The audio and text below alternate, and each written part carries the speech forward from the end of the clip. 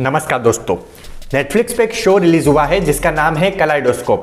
ये एक crime thriller show है जहां पे इसके जो मेकर्स है उनका कहना ये है कि आप इस सीरीज के कोई भी एपिसोड से शुरुआत कर सकते हो।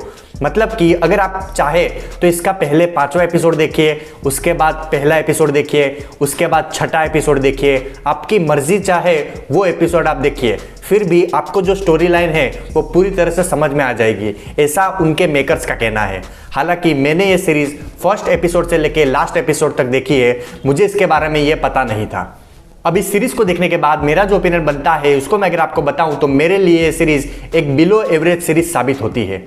सीरीज की बेसिक स्टोरी लाइन की बात करें तो कुछ चोर मिलके 700 करोड़ डॉलर के जो बॉन्ड है वो एक तिजोरी में रखे गए हैं, उसको चुराना चाहते हैं। अब क्या वो अपने प्लान में कामयाब हो पाते हैं या नहीं, इसके लिए आपको ये सीजन देखना पड़ेगा। अब दोस्तों, इस सीरीज का सबसे बड़ा नेगेटिव पॉइंट है इसकी स्टोरी लाइन और इसके कैरेक्टर्स। ना ही मेकर्स ने इसकी स्टोरी लाइन पे ध्यान दिया है और ना ही कैरेक्टर डेवलपमेंट में।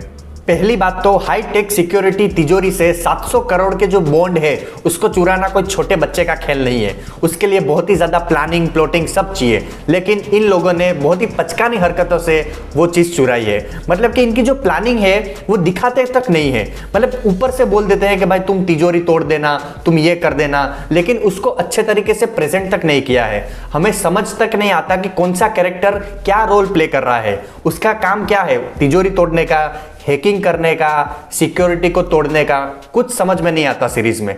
पूरी सीरीज में जो थ्रिल, जो मिस्ट्री, जो डर का माहौल होना चाहिए कि यार 700 करोड़ के जो बॉन्ड है उसको चुरा रहे हैं, मतलब क्या देखने को मजा आएगा। लेकिन पूरी सीरीज में उन लोगों ने कुछ भी ऐसा नहीं किया। एकदम ठंडा हलवा आप इसको बोल सकते हो। इस सीरीज के खत्म होने के बाद आप इसके कैरेक्टर को याद तक नहीं रख पाओगे, इतना ठंडा परफॉर्मेंस उन लोगों ने दिया है। मतलब कि कहाँ मनी हाइस्ट थी जहाँ पे जो डर का माहौल था, थ्रिल थी, हर एक कैरेक्टर ने अपनी छाप छोड़ी थी। चाहे वो टोक्यो हो, बर्लिन हो, डेनवर हो, प्रोफेसर हो, हर एक कैरेक्टर कुछ अलग ही लग रहा था। लेकिन यहाँ पे एक भी कैरेक्टर का नाम तक याद नहीं रहता। इवन इनका जो लीडर है वो तो इतना आलसी लगता है सीरीज में, मतलब ना वो खुद कुछ कर पाता है, उसकी ना कोई हेल्थ कंडीशन अच्छी है और ना ही उसके जो साथी कलाकार हैं वो भी कुछ ढंग का परफॉर्म नहीं कर पाते। मतलब पूरी की पूरी जो प्लानिंग है वो बहुत ही पचकानी लगती है। इनके मेकर्स ने कहा है कि आप कोई भी एपिसोड से इसकी शुरुआत कर सकते हो, मतलब कि यही इसका सबसे बड़ा नेगेटिव पॉइंट है। आप कोई भी एपिसोड देखो, वो एपिसोड दूसरे एपिसोड से लिंक ही नहीं लगता है, मतलब कि मजा तक नहीं आता। एक एपिसोड खत्म होने के बाद हमें दूसरा एपिसोड क्लिक करने की इच्छा होनी चाहिए, वो होना चाहिए कि हम दूसरे एपिसोड क्लिक करने से रह ना पाए, वैसी फीलिंग होनी चाहिए। लेकिन यहाँ पे ऐसा होता ही नहीं है। एक एपिसोड कहीं अलग जा रहा है, दूसरा एपिसोड कहीं अलग जा रहा है, पूरी खिचड़ी बना के रख दी है। तो ये जो नेगेटिव पॉइंट है ये सबसे बड़ा नेगेटिव पॉइंट है। इवन दोस्तों, क्लाइमैक्स पे जब वो लोग चोरी करते हैं वो देखने में भी मजा नहीं आता। फाइनल क्लाइमैक्स तो ऐसा थ्रिलर होना चाहिए कि हमारी आंखें फटी की फटी रह जाए, लेकिन इतना ठंडे तरीके से उन्होंने क्लाइमैक्स को खत्म किया है, मजा तक नहीं आता। एक एक एपिसोड मेरे हिसाब से बहुत ही ज़्यादा बोरिंग था और मज़ा तक नहीं आता। तो दोस्तों, अगर आप सोच रहे होंगे कि आपको मनी हाइस्ट जैसा थ्रिल, मिस्ट्री, उसके जो कैरेक्टर्स है वैसे देखने को मिलेंगे, तो ये सीरीज आपको बिल्कुल डिसअपॉइंट करेगी।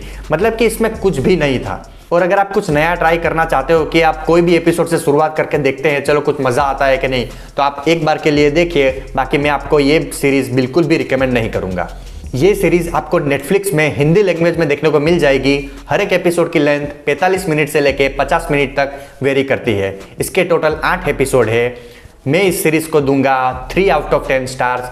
आपको रिव्यू कैसा लगा कमेंट सेक्शन में ज़रूर बताएगा, और अगर रिव्यू अच्छा लगा हो तो लाइक ज़रूर कीजिएगा। तब तक के लिए फिर मिलेंगे।